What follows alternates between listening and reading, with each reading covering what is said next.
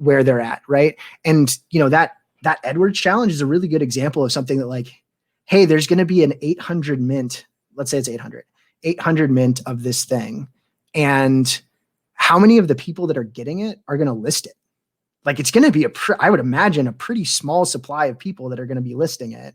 If I had to make a prediction, like 10%, I don't know, 15% of people will list like the listings for that Edwards, but a lot of people that are in it to collect or have like a bear or bullish outlook on Anthony Edwards as potential rookie of the year and like longer term value, they're going to hold that thing. And so I don't think there's going to be that heavy of a market, or excuse me, not heavy of a listing frenzy on that one. There's going to be people that want to get liquid again, because they might want to cash in on whatever it is in terms of, the low ask there. It might be somewhere in the, 4 or 5K range to start, and then it'll dip or whatever the case is. But you've also got the LaMelo there as well.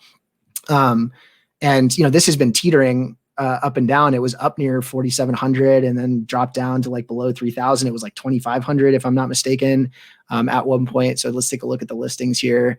These are the sales history for the last like 5 days or a month. There's a bunch of sales in this LaMelo that dipped down, this whole valley. This was his injury, in case anybody saw. There was this, but it was up near $4,500. And that was like, this was in market depression or bear market, right? Like, and it was relative to him being considered rookie of the year or potentially rookie of the year. So if you look at this as like, okay, rookie of the year candidate, 2021 mint, needed utility premium because it's needed for a challenge. Like, it's not unreasonable to think that Edwards is going to end up in this range or even above it, especially because the number of people that are looking to sell it are probably lower than some of these other things. So it'll be curious to see that, like, okay, how much of that capital that you have allocated actually gets reapportioned? Because right now, or, for the people that are here, same concept. Like, as someone who's doing this challenge, what am I going to do after the fact? Well, I'll probably keep Wiseman and LaMelo.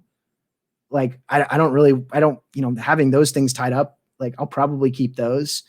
I like Lou Dort, like, maybe in Facundo Campazzo, like, I might keep him. I might keep the rookies, right? Or, potentially the Top Shot debut moments or something like that. But maybe it's Brandon Clark, Lou Dort, Keldon Johnson, DeAndre Hunter-Rui. Like, those 5 are probably going to take a pretty big hit from their low ask. Maybe they shift down and cut in half because people are less, there's more of the supply of these types of players, but we might see a pullback on them. And if you like those players and you like the low mint count, because they're going to be, pretty scarce in the grand scheme of things, and they don't have that many moments in the grand scheme of things as well, like, might be something to consider. But I don't hate the rising stars moments. I know a lot of people are a little, I don't know, testy is the wrong word.